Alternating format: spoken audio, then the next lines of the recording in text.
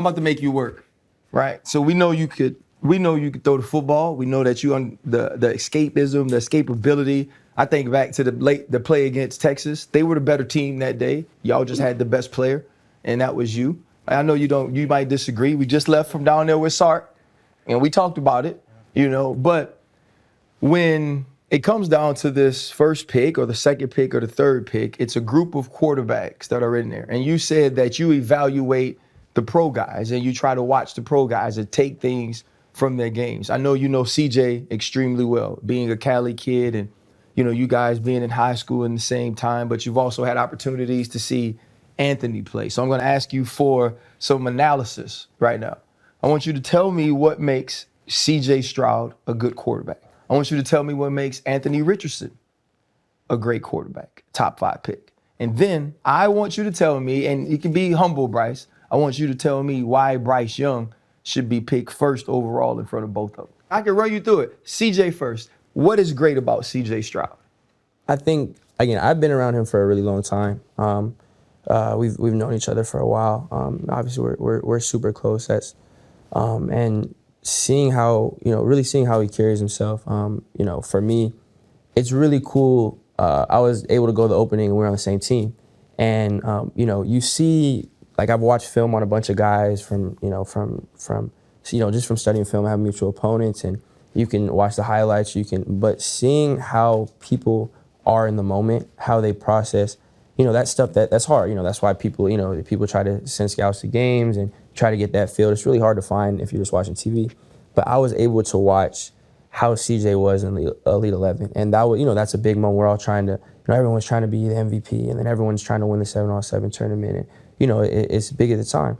And seeing how he carried himself during that time, seeing how every time there is a big moment, he stepped up. Every big occasion, like seeing that from high school, like watching that in high school, I had watched him play before, and but seeing that in those high pressure situations and stuff that was big, and seeing just how he carried himself, like that was something that really stood out to me. So of course, the accuracy, the decision making, all the intangibles, all the great things that I hear. I've been around a bunch of people that play with him, and when you hear how they talk about him, that I feel like that's always a pretty good measurement of how people are when you hear other teammates, and hearing that, like, of course, that's all there. But I think we kind of all know that. I think we've all seen that.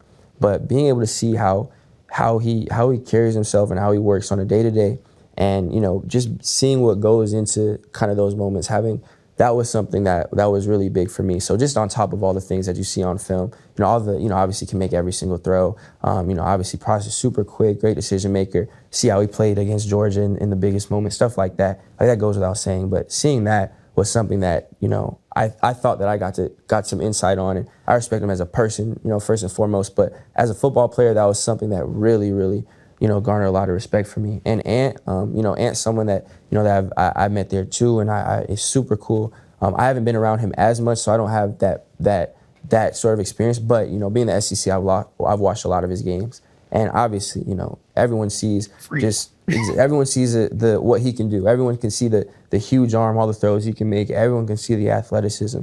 But I've been able to see how he can put that together throughout a game. When you're putting stuff on social media, or you're just you show clips and you show highlights.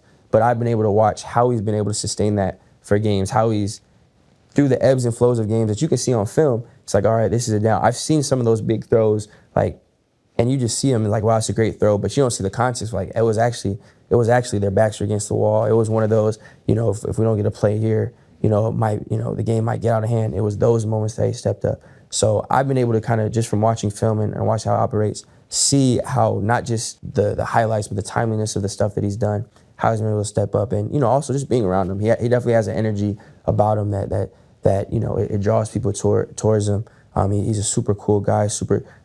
I feel like in a locker room, it's going to be easy for people to gravitate towards him. So I think, again, those are just some of the things that make those guys so. And good. So we do this thing called draft vignettes, and when you do a draft vignette, they say Bryce Young is. And so when I did yours, it was Bryce Young is magical, and then I went on to say all of these different things. So if you're doing your draft vignette, this is Bryce Young after a Hall of Fame career, and they're going to pay him $8 million to be on Sunday TV, and he's going to come in and do that 20 times a year and be super rich.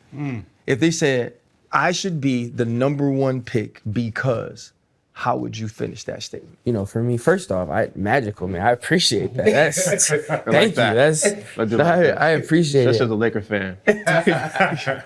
You know, I think for me, you know, it's kind of hard for one for me to elaborate on, but you know, I think it's for me, I'm myself regardless. Like I feel like I definitely pride myself in, you know, in moments of you know, those pressure situations and moments where there's always that being unsure, like we were talking about earlier, just how I am in the second quarter, the third quarter, that's how I am there. And I feel like being able to be myself throughout everything, because I take pride and have confidence in, you know, how I am on the field, how I process, you know, how I throw the ball, decision making, all that stuff.